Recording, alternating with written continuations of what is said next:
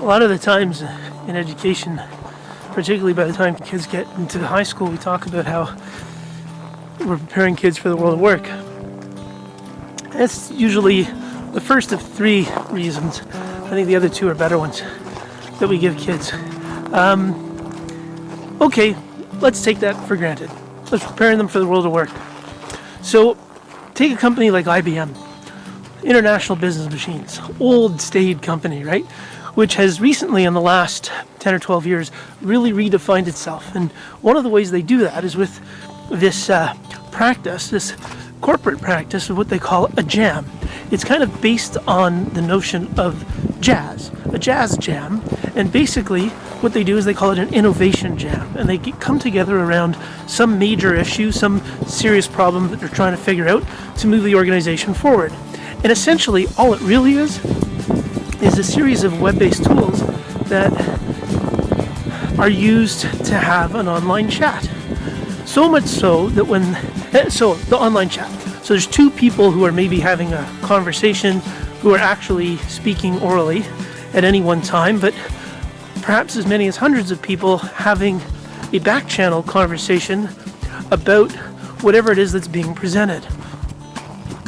And then they take the stuff that's been presented and then they try to visualize it in some way to identify certain patterns that emerge.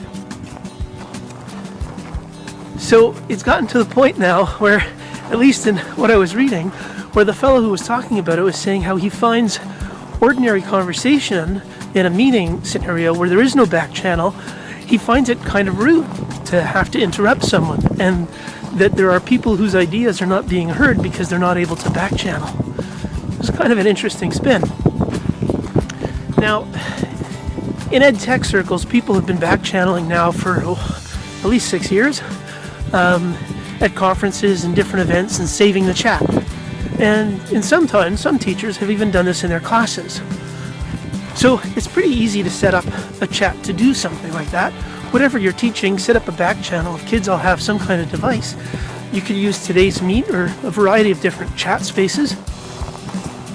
But I think the key component there, to make it really interesting, is to then take the text of that chat and maybe use a site like Many Eyes, product of IBM, and visualize it and look for what patterns emerge in it.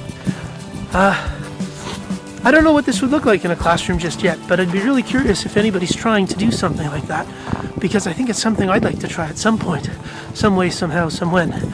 If you've got any experience with this, back channeling, but not just channeling so that you have a chat that may be a long bit of text, but did you do something with the text afterwards? Did you try to visualize it or represent it or look for patterns in some way that emerged in that background conversation? Let me know in the comments. Cheers.